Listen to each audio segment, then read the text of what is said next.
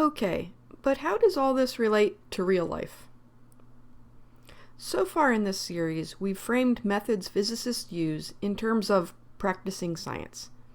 It would be reasonable at this point for a lot of people to ask, I'm not a physicist. Why do I need this? Now, scientists need skills for drawing conclusions about the world around us and making working models of phenomena despite our incomplete understanding. But imperfection of knowledge is, of course, not limited to the realm of science. It is a feature of human understanding. In life, we need to make decisions, and it's preferable, on average, that those decisions be based on accurate information. So the same methods can apply. Consider that in science, we make measurements and make and use models and approximations. Meanwhile, in life, we make measurements and make and use models and approximations. But in science, we take into account the uncertainties on our measurements, while in life, we rarely take into account the uncertainties on our measurements.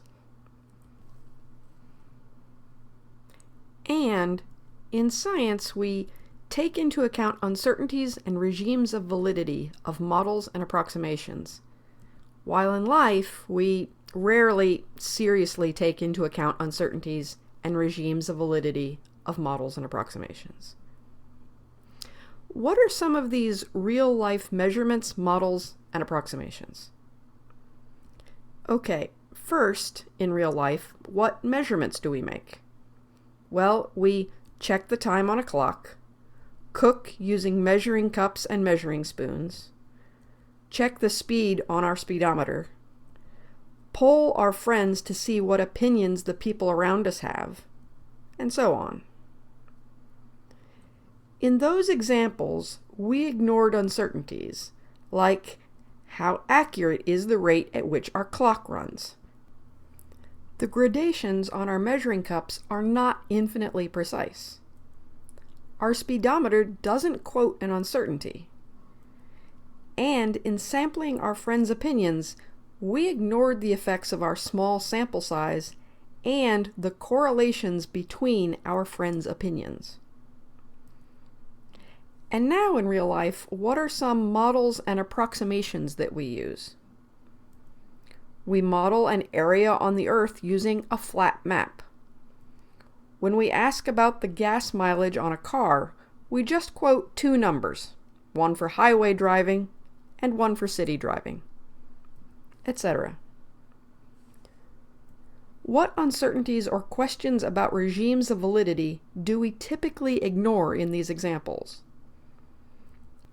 Well, when our map covers a large area, we need to switch to using a globe, as effects due to the curvature of the Earth become important. And even that is still an approximation, as the Earth is not a perfect sphere. And just quoting two numbers for gas mileage ignores how many stoplights we encounter, head and tail winds, specific traffic and weather conditions, etc. So, where can a physicist's skills with approximations and uncertainties come into real-life situations?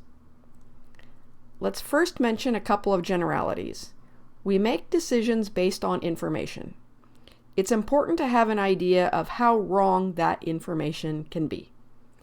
And we don't want to use a model where it doesn't apply. That can lead to mistakes. Okay, now let's look at some specifics. Let's look at 4 real-life things these skills are useful for. 1. Understanding a basic scientific result. 2. Understanding the progress of science. 3. Taking into account the uncertainties and regimes of validity of real-life statements. And 4. Evaluating claims from non-scientific sources. We'll look at each of these in turn. Okay, first, understanding a scientific result. It's important to remember that some scientific results are directly relevant to everyday life. For example, health and medical findings. We might want to understand these results, so there are some questions we can ask ourselves and answer to get a better understanding. In subsequent videos, we're going to look at one of the most common ways uncertainties are presented in scientific results: Gaussian error bars. So one question we'll be able to ask and answer is the following. If this result is given with a Gaussian error bar, how should one interpret the result? We can follow that up with, is the result compatible with the hypothesis the scientists were trying to test? Or actually, a better question is, how compatible or how incompatible is this result with the hypothesis that they were trying to test? Is the hypothesis that they were trying to test ruled out? Or even better, how strongly ruled out is it? How compatible is this result with previous results? Okay, next, understanding the progress of science. We hear about scientific results, but usually with very little context in how those results affect our understanding of nature. For example, say we hear about a new measurement of a particle's mass. How does that relate to previous measurements of that same quantity? Individual results like this are small pieces in the overall progress of science. With time, experiments improve, error bars shrink, and experiments are performed over wider sets of conditions. Old hypotheses are sometimes ruled out and must be replaced with better ones. Over time, our understanding narrows in on agreement with nature.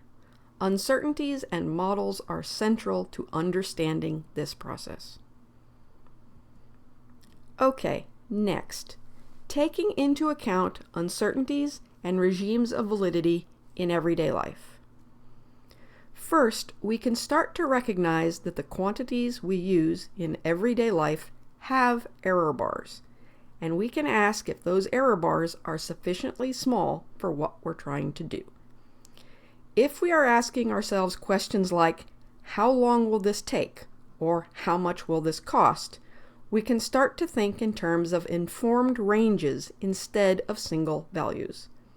So for example, instead of saying, this replacement part should cost $50, we might be able to say, from experience, it would be reasonable if this replacement part cost somewhere between $40 and $65. These perspectives may be very different if, for example, we only have $47. Also, we can recognize that we use simplified models all the time and make it a practice to ask if the model we're using is valid in our situation, and whether its uncertainties are small enough for our purposes. Okay, and lastly, let's look at evaluating claims from non-scientific sources. These sources may be companies selling products, political leaders and policymakers, or random people. There may also be cases where we don't know the information source. When we see a claim from one of these sources, it's good to check, do they quote their uncertainties? Probably not. But can we estimate them? If we can, are the claims reasonable? And if we can't, is that a sign we should be cautious? And more generally, just how reliable are these claims? In science and in real life, it is important to know the quality of our information and knowledge. The same tools can help us learn about the world around us, whether we're in or out of the lab.